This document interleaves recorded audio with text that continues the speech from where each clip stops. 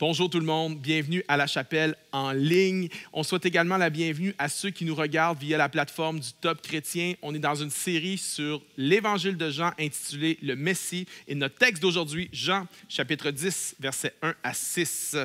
En vérité, je vous le dis, celui qui n'entre pas par la porte dans la bergerie, mais qui y monte par ailleurs, est un voleur et un brigand.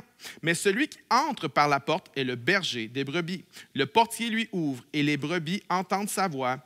Il appelle par leur nom les brebis qui lui appartiennent et il les conduit dehors. Lorsqu'il a fait sortir toutes ses propres brebis, il marche devant elles et les brebis le suivent parce qu'elles connaissent sa voix. Elles ne suivront point un étranger, mais elles fuiront loin de lui parce qu'elles ne connaissent pas la voix des étrangers. Jésus leur dit cette parabole, mais ils ne comprirent pas de quoi il parlait. Et Jésus va leur donner une explication. On ne la lira pas au complet, on va lire seulement les versets 10 et 11. Le voleur ne vient que pour dérober, égorger et détruire. Moi, je suis venu afin que les brebis aient la vie et qu'elle l'ait en abondance. Je suis le bon berger. Le titre d'aujourd'hui, c'est comment avoir une vie de plénitude. Jésus était pleinement vivant. Les gens qui ont une vision de Jésus austère, déprimé, ça, ce n'est pas le Jésus des évangiles. Jésus avait la vie avec un grand V. Jésus savait rire, aimer. Jésus savait ce que c'était que de vivre en communauté, que de vivre une vie de destinée et d'aventure, que d'avoir un but quand on se lève le matin. Jésus savait ce que c'était que d'avoir une satisfaction lorsqu'on se couche le soir. Jésus était pleinement vivant et Jésus veut cette vie pour nous. Quelques observations sur ce texte. Observation numéro 1. Jésus est le bon berger. Jean chapitre 10, le texte qu'on vient de lire est précédé d'un miracle dans Jean chapitre 9 où Jésus a guéri un aveugle de naissance et ça a suscité la question parmi les pharisiens, est-ce que Jésus est le Messie? Et Jésus va répondre à leur questionnement par une parabole. Il va raconter une histoire qui parle de bergers, de brebis, de voleurs, mais eux ne comprennent pas de quoi ils parlent. Ils comprennent l'image du berger, ça fait partie de leur quotidien. Ce qu'ils ne comprennent pas, c'est le symbolisme que Jésus attache à l'image. Alors Jésus va leur donner une explication et son explication va culminer avec une déclaration fracassante, « Je suis le bon berger ». À ce moment-là, les pharisiens cliquent. Ils parlent d'Ézéchiel 34. Souvenez-vous, les pharisiens connaissent l'Ancien Testament presque par cœur. Et dans Ézéchiel 34, Dieu annonce un jugement sur les leaders religieux d'Israël parce qu'ils sont des mauvais bergers. Et le prophète annonce un futur où un bon berger, un roi berger, un descendant du roi David va venir régner sur Israël. Maintenant, ce n'était pas clair dans Ézéchiel 34 parce que parfois, ça parlait d'un descendant de David qui allait être un roi berger et parfois, le texte parlait de Dieu lui-même qui allait être le roi berger. Alors, ça semblait ne pas avoir de sens. Mais lorsque Jésus dit « Je suis le bon berger », il est en train de dire ceci. Le bon berger d'Ézéchiel 34, c'est moi. Le descendant du roi David, c'est moi. Le Messie, c'est moi. Et en Jésus, la prophétie d'Ézéchiel 34 prend tout son sens parce que Jésus est, d'une part, descendant du roi David, mais Jésus est, d'autre part, Dieu lui-même. Il dit dans le verset 30 du chapitre 10, « Moi et le Père, nous sommes un. » Alors, lorsque Jésus déclare « Je suis le bon berger », il est en train de dire ceci, « Je suis le Messie, je suis le roi d'Israël, je suis Dieu. » Maintenant, c'est pour ça qu'on l'a tué quelques jours plus tard. Observation numéro 1, Jésus est le bon berger. Maintenant, à quoi sert un berger? C'est quoi la mission d'un berger? J'aimerais dire même l'obsession d'un berger, c'est de prendre soin de ses brebis. Un berger, c'est un protecteur, pourvoyeur, médecin, leader, guide. Et Jésus dit, « Je suis le bon berger ». As-tu remarqué comment la Bible utilise toute une panoplie de mots, de termes et d'expressions pour décrire le Seigneur Jésus-Christ? Plein d'expressions différentes. Et ça, la raison, c'est qu'on est des personnes différentes et Jésus veut se rendre jusqu'à nous.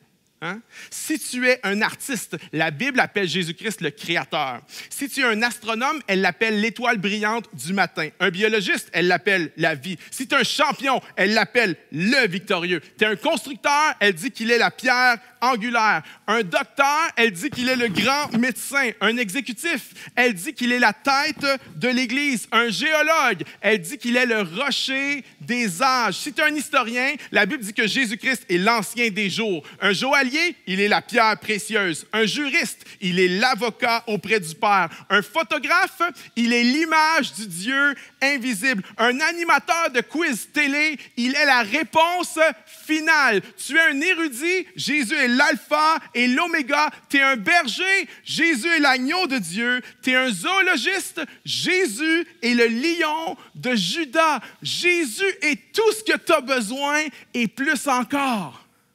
Maintenant, c'est un bon moment pour écrire « Amen » dans les commentaires. Jésus est le bon berger. Observation numéro 2. Nous sommes les brebis. Si je te demandais, donne-moi un animal pour te décrire. Certains diraient un lion, un aigle. D'autres diraient un beluga. Mais qui dirait une brebis? Si tu demandes à Jésus un animal pour nous décrire, Jésus va dire brebis.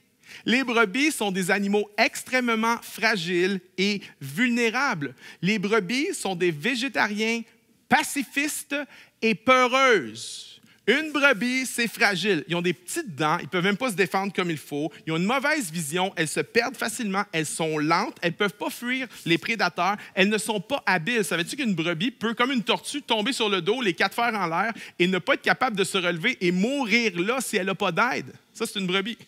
Les brebis ne sont pas autonomes. Les brebis ne sont pas capables de trouver leur nourriture toutes seules. Elles vont brouter l'herbe qu'il y a dans un rayon très, très proche. Et si elles ont toutes brouté l'herbe, au lieu de se déplacer un peu plus loin pour aller trouver d'autres plantes à manger, elles vont manger leurs excréments. Les brebis sont parfois stupides. Il y a plusieurs événements documentés de une brebis qui saute en bas du ravin et les autres qui suivent une après l'autre et qui sautent en bas du ravin. Il n'y a pas une brebis qui s'est posé la question. Attends un petit peu, là. Il y en a plusieurs qui ont sauté. Il n'y en a pas une qui est revenue à date. Peut-être que je devrais y penser à 2 fois avant de sauter dans le ravin. Ben non! Les brebis ne pensent pas comme ça. Les brebis se disent « Pierre a sauté, Jean a sauté, Jacques a sauté, je vais sauter moi aussi. » Ça vous rappelle une autre espèce? Les humains. Hein? Tout le monde est pressé, je vais être pressé moi aussi. Tout le monde est stressé, je vais être stressé moi aussi. Tout le monde est endetté, je vais être endetté moi aussi. Les brebis sont des animaux très vulnérables. En fait, dans presque toutes les espèces, il y a des animaux sauvages, hein? Des chevaux sauvages, des chiens, même des chats sauvages. Mais des brebis sauvages, ça n'existe pas. Pourquoi? Parce que les brebis sont bien trop sans défense pour être sauvages. Si tu donnes sa liberté à un animal, soit il va devenir sauvage, soit il va revenir à la maison. Mais les brebis, aucun des deux. Si tu donnes sa liberté à une brebis, elle est juste perdue. Si tu donnes sa liberté à un animal, il va faire « Wouh! Born to be wild! » Si tu donnes sa liberté à une brebis, elle va faire mais je suis où, là? Qui va me faire à souper, là? Il est où, mon berger? Les brebis ont besoin de direction. Sans un éleveur, les chevaux deviennent sauvages. Sans un berger, les brebis meurent. J'aimerais te proposer aujourd'hui que notre âme a besoin d'un berger. Et si tu regardes à l'intérieur de toi, tu sais que c'est vrai. Combien ressentent un vide? Combien essaient de donner un sens à leur vie? Combien ont été de philosophie en philosophie, de croyance en croyance, de religion en religion, en essayant de trouver un sens dans le succès, dans les expériences, dans les aventures? Combien de personnes soupirent après l'amour? Combien de personnes soupirent à trouver quelqu'un qui va les aimer et qui va vouloir recevoir leur amour et ça laisse un vide? Combien de personnes ont ce sentiment qu'en eux, il y a quelque chose de grand, mais tu n'arrives pas à vivre à la hauteur de tes aspirations et ça laisse un vide? Combien de personnes ont été brisées, ruinées, meurtries par l'amour? Et là, la seule chose que tu espères, c'est que tu vas pouvoir guérir pour être capable d'aimer à nouveau. J'aimerais dire, Peu importe où tu es, mon ami, il y a un bon berger qui veut prendre soin de ton âme. En fait, savais-tu que tout le monde a un berger? La question, c'est est-ce que c'est le bon? Tout le monde a un berger. Ton berger, c'est la chose ou la personne en qui tu mets ta confiance, dans laquelle tu trouves ton identité, ta valeur, ton assurance. Il y en a ton berger, c'est ta job. Il y en a ton berger, c'est ton compte en banque. Hein? Mon compte en banque est mon berger, je ne manquerai de rien. Il y en a ton berger, c'est ton nombre de followers sur Instagram. Il y en a, c'est ton succès, ta job. Il y en a, c'est ton boss, ta blonde, ton chum. Il y en a, c'est vos enfants, votre berger. Il y en a, c'est vos amis.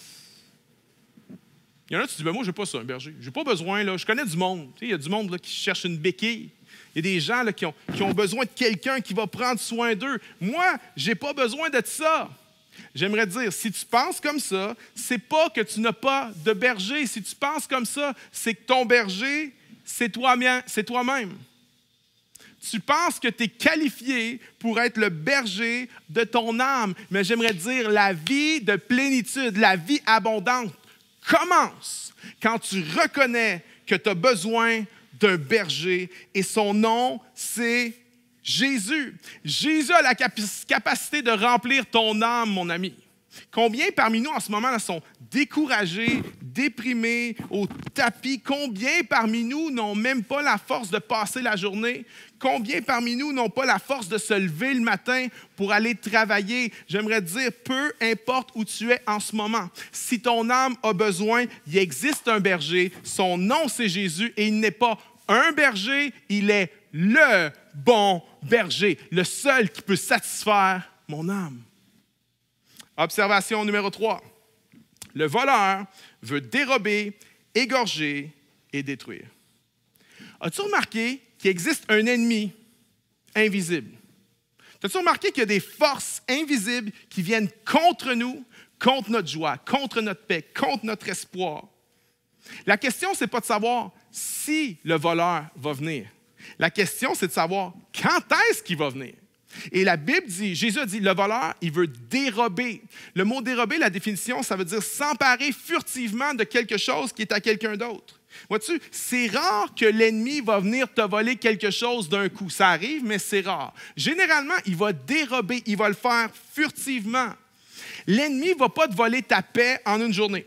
Il ne va pas te voler ta joie, il ne va pas te voler ta pureté en une journée. L'ennemi, généralement, ne te vole pas ton mariage en une journée, tes finances, ta relation avec Dieu. L'ennemi ne va pas te voler ta foi en une seule journée. Non, il va le faire furtivement, progressivement. Il va te dérober ta vie de prière, te dérober ton temps dans la parole de Dieu, te dérober ton adhésion au 5 à 7, te dérober le temps où tu regardes l'Église en ligne. Puis il y en a qui disent, mais moi, je suis pas pareil, j'aime pas ça, regarder l'Église en ligne, c'est pas la même chose, ça me parle pas autant. Laisse-moi te dire, il y a une stratégie de l'ennemi là-dedans pour t'éloigner du troupeau. Et une brebis est vulnérable dans le troupeau, une brebis est morte sans le troupeau.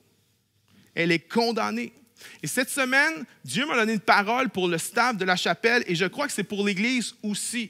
Je crois ceci, en période de COVID-19, ça va venir révéler des choses. Et si vous ne restez pas attachés à la parole de Dieu, la lire, la méditer, vous infuser de la parole de Dieu, il va arriver une des deux choses suivantes. La première qui peut arriver, c'est que tu vas devenir immoral. Tu vas te mettre à faire des choses, à regarder des choses, à dire des choses que tu n'aurais jamais fait avant. Et si vous regardez dans l'actualité chrétienne en ce moment, il y a plein d'hommes de Dieu qui tombent immoraux. Mais l'autre chose qui peut arriver si vous vous éloignez de la parole de Dieu, c'est que peut-être vous allez en venir à dire « Je ne crois plus, moi. Je ne sais plus si je crois. » C'est moi vous dire ceci, il y a de la place pour le doute dans la foi. Parce que la foi est plus grande que le doute. Mais ce monde a fait du doute une idole.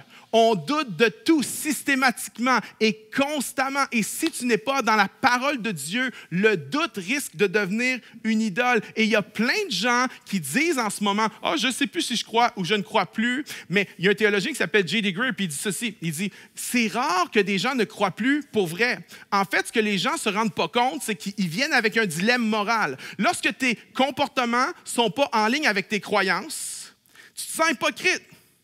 Et personne ne veut vivre comme un hypocrite. Alors, qu'est-ce que tu as comme choix? Soit tu changes tes comportements, soit tu changes tes croyances. Parce que tu ne veux pas vivre comme un hypocrite. Alors, quelqu'un qui ne veut pas changer ses comportements change quoi? Ses croyances. C'est de la dissonance cognitive. Attention, le voleur vient pour dérober.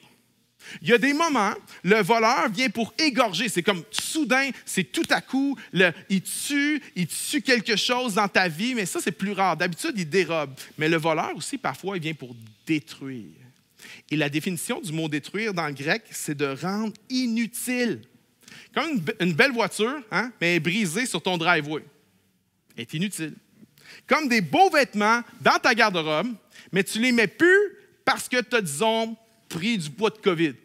Puis là, tu dis, je vais les garder. Je ne vais pas faire profiter ces vêtements-là à quelqu'un parce que je vais perdre du poids et je vais remettre ces vêtements-là. Les vêtements sont beaux dans ta garde-robe, mais ils sont inutiles.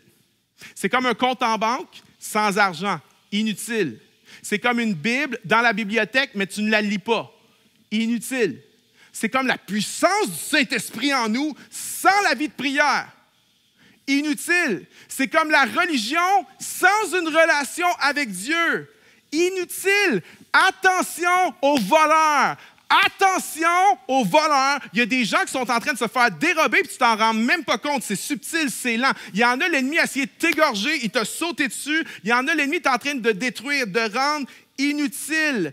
Il y a des gens, là, si j'essayais de te voler ton iPhone ou te voler ta voiture, tu réagirais, tu te laisserais pas faire. Mais comment ça se fait qu'il y a tellement de gens en ce moment qui sont en train de se faire voler leur vie puis qui restent passifs? Laisse-moi te dire ceci. Si l'ennemi t'attaque en ce moment, c'est parce que tu as quelque chose à voler. C'est parce que tu as quelque chose qui vaut la peine de défendre et de garder. L'ennemi ne perdrait pas son temps avec toi si tu n'avais rien à voler.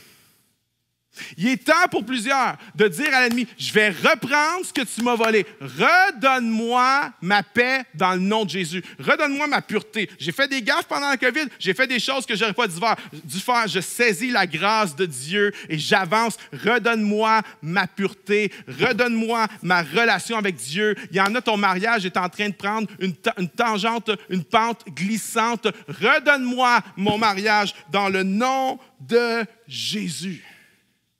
Quatrième observation, la vie en abondance, c'est d'entendre et d'obéir à la voix du berger. Ça, c'est le cœur du message. La vie de plénitude, c'est d'entendre et d'obéir à la voix du berger. Jésus a dit, les brebis entendent sa voix, ils marchent devant elles et elles le suivent. La chose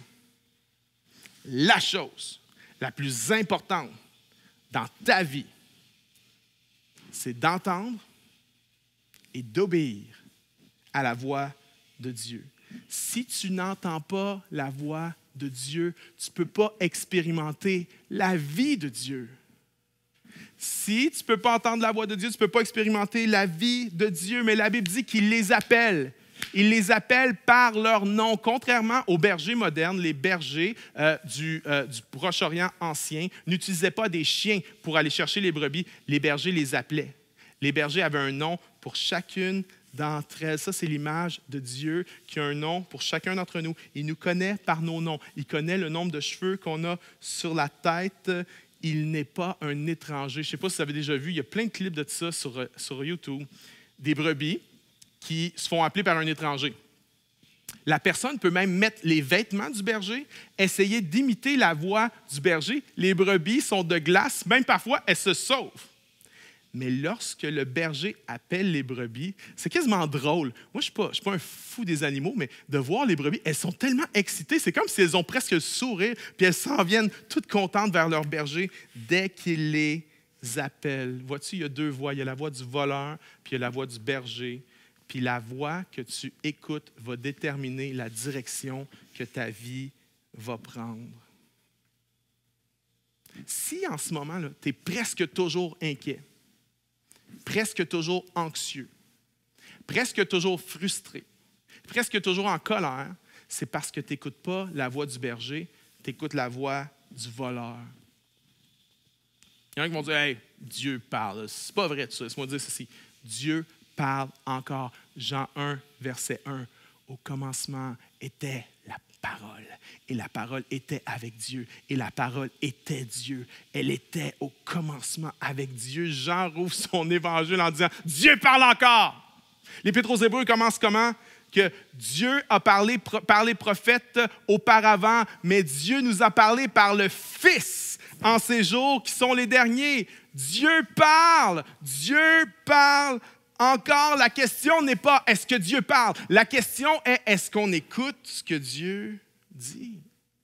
Parce qu'on a cette capacité parfois d'ignorer la voix de Dieu. Il y en a qui disent, comment on fait pour entendre la voix de Dieu? Je vais vous donner quelques conseils. Ne manquez pas la prolongation. Demain, lundi, à midi, je vais donner quelques conseils. Mais je vais en donner 2 rapidement en terminant ce message. 2 clés pour entendre la voix de Dieu. La première, pour entendre la voix de Dieu puis reconnaître la voix de Dieu, il faut que tu passes du temps avec Dieu. Lorsque j'appelle mon épouse Karine, je lui dis « Salut, c'est moi ». Elle ne dit pas « Qui ça, moi? » David. David qui? David Potier. David Potier, pasteur de la chapelle? Oui, David Potier, pasteur de la chapelle que tu es marié avec depuis 23 ans. Non, ça ne se passe pas comme ça. Pourquoi? Parce qu'elle connaît ma voix et je connais la sienne parce qu'on a passé du temps ensemble. Il n'y a pas de raccourci pour la relation avec Dieu. Je sais qu'on est des brebis vraiment bizarres, puis on comprend que dans toutes les sphères de la vie, dans tous les domaines de la vie, on comprend que relationnellement avec des humains, une relation, ça se bâtit puis ça demande du temps. Mais quand c'est le temps d'avoir une relation avec Dieu, on pense que ça devrait se faire comme ça. Non, ça demande du temps, ça demande de l'investissement. Première chose pour entendre la voix de Dieu, pour passer du temps avec Dieu. Et si tu es complètement absorbé dans ce que tu fais, ce n'est pas toutes les tâches qui nous permettent de prendre du temps avec Dieu. Certaines sont demandantes physiquement, intellectuellement. Il y a des moments qu'il faut s'arrêter pour prendre du temps avec Dieu. Mais la deuxième clé, c'est l'obéissance. L'obéissance. Parfois, on dit que Dieu ne nous parle pas, mais ce n'est pas que Dieu ne nous parle pas. C'est qu'on n'aime pas ce que Dieu dit. Alors, on se dit, Dieu ne parle pas. Et quand on reprend la conversation, Dieu reprend la conversation là où il l'a laissée. Dieu parle. La chose la plus précieuse dans l'univers, c'est d'entendre Dieu te parler. L'Épître aux Hébreux dit ceci à 3 reprises. Aujourd'hui, si tu entends la voix de l'Esprit, n'endurcis pas ton cœur. Ces versets-là m'ont frappé lorsque j'étais un jeune chrétien. Je commençais juste à marcher dans les voies de Dieu, puis j'avais lu ce verset-là et ça m'avait frappé, ça m'avait saisi. Puis j'étais allé au cinéma avec ma femme Karine, on était tout jeunes, on avait peut-être 21 ans. Puis on a regardé un film, puis il s'avérait que plus le film avançait, plus on se disait, on n'aurait peut-être pas dû être ici, regarder ce film-là. Mais là, on a payé, voyons donc, on n'est pas pour partir. Si on se lève en plein milieu du film, qu'est-ce que les gens vont dire? Et là, je regardais ces images-là qui étaient juste en train de pervertir mon esprit, puis ça me disait, aujourd'hui, si tu entends la voix de l'Esprit, n'endurcis pas ton cœur. Aujourd'hui, si tu entends la voix de l'Esprit, n'endurcis pas ton cœur. Je me retourne vers ma femme, je dis, Karine, as-tu le goût de partir? Elle dit, oui, on sac notre camp d'ici et on est parti. Aujourd'hui, si tu entends la voix de l'Esprit, n'endurcis pas ton cœur. Il y a 20 ans, et récemment, je ne suis pas fier de le dire, mais j'ai demandé des conseils sur Facebook. Hey, quelle série télé vous me conseillez? On n'en écoute pas beaucoup, Karine et moi, mais on en écoute une qu'on étire sur une longue période. Et là, plein de gens nous ont conseillé différentes séries et plein de chrétiens nous ont conseillé une série que je nommerai pas parce que je ne veux pas tomber dans le légalisme là-dessus. Mais les gens, j'étais sidéré du nombre de chrétiens qui nous ont conseillé de cette série-là. Premier épisode, fast-forward 3 fois dans l'épisode parce qu'il y avait des scènes de sexe et de nudité. Deuxième épisode, fast-forward 3 fois dans l'épisode. Troisième épisode, fast-forward 3 fois dans l'épisode. J'étais comme, what? C'est pas pour moi. Aujourd'hui, si tu entends la voix de l'Esprit, n'endurcis pas ton cœur parce que lorsque tu n'obéis pas à la voix de Dieu, ce qui se passe, c'est que ton cœur devient plus dur et tes oreilles deviennent insensibles. Mais quand tu obéis à la voix de l'Esprit, quand tu cultives la voix de l'Esprit, ton cœur devient plus tendre et tes oreilles deviennent aiguisées. Le problème, ce n'est pas que Dieu ne parle pas. Le problème, c'est qu'on n'aime pas ce qu'il nous dit. Il y en a en ce moment, là, tu t'accroches à quelque chose que tu ne devrais pas. Dieu t'appelle à laisser aller quelque chose, mais tu as tellement peur. Tu as tellement peur que si tu laisses ce gars-là ou si tu laisses cette fille-là de te retrouver tout seul, tu as tellement peur que tu t'accroches à ça puis tu refuses d'obéir à la voix de Dieu. Il y en a, tu t'accroches à une job, ça paye, mais c'est une job qui n'est pas intègre, puis c'est en train de te voler ta relation avec Dieu, puis tu t'accroches à ça parce que tu as peur que Dieu ne va pas te donner quelque chose d'autre. Il y en a, tu t'accroches à ton argent. Dieu te parle de générosité, d'aider l'Église, d'aider avec J'aime Montréal, d'aider les pauvres, mais tu t'accroches, tu résistes à la voix de Dieu. Aujourd'hui, si tu entends la voix de l'Esprit, n'endurcis pas ton cœur. J'aimerais dire ceci. Un berger, ce n'est pas un consultant. Un berger, c'est quelqu'un qui a autorité sur chaque détail de nos vies. Puis prends pas ça comme de la pression. Jésus ne nous demande pas la perfection. Il ne demande pas ça. Mais voici une chose qu'il demande. Jésus demande la soumission. Lorsque Jésus dit, David dit, oui Seigneur, avant même que la question soit posée. Si tu faisais une liste des différentes sphères de ta vie, là, tu peux le faire à la maison. Sexualité, vie professionnelle, financière, familiale, loisirs, tes pensées. Si tu faisais une liste, pose-toi la question dans chacune de ces catégories-là. Est-ce que je suis prêt à obéir à Dieu dans cette sphère-là de ma vie? Puis pose-toi une autre question. Est-ce que je suis prêt à remercier Dieu pour tout ce qu'il m'apporte dans cette sphère-là de ma vie? En quoi tu résistes à Dieu en ce moment? Il y en a, Dieu te parle, mais tu n'obéis pas. Il y en a, tu n'as juste même pas le goût d'obéir. Tu te dis, bien là, c'est beau obéir à Dieu, mais là, l'éthique de Jésus sur la sexualité, pas évident. L'éthique de Jésus sur le mariage, sur le travail, sur le pardon, sur la générosité, pas évident. C'est bien trop radical. Voici ce qu'il faut se souvenir. Il est le bon berger. Jésus n'est pas comme un mercenaire. Le mercenaire, c'est un employé qui est payé, qui est là pour lui-même, pour ses intérêts. Jésus, c'est le bon berger. Savais-tu que tout ce que Jésus fait pour toi, c'est pour ton bien et c'est pour ta joie? Chaque commandement du berger est une expression de l'engagement du berger à notre joie et à notre bien. Est-ce que tu vas faire confiance à la voix du berger, même si c'est contre-culturel? C'est lui qui peut amener la plénitude à ton âme. Ou bien est-ce que tu vas faire confiance à la voix du voleur qui va juste venir tuer la vie en toi? Fais confiance au berger. Mon berger m'aime. Mon berger veut mon meilleur. Même si je trouve ça difficile, je lui fais confiance et j'obéis à sa voix. Tu as un berger, tu as une relation avec ton berger. Ce n'est pas une religion. La religion va dire, tu dois obéir à ces règles-là parce que c'est la bonne chose à faire. Mais l'Évangile ne dit pas ça. L'Évangile dit, obéis à ces règles-là parce que ton berger veut le meilleur pour toi. Et je sais qu'il y a des choses qui semblent contre-culturelles, mais chaque commandement de Dieu dans sa parole, c'est pour que notre âme puisse vivre dans la plénitude. Expérimenter la vie en abondance, c'est d'entendre et d'obéir à la voix de Dieu. Laissez-moi prier pour vous maintenant. Père Céleste, je te prie pour nous. Je te prie pour moi. Il y a quelque chose en nous qui veut vivre.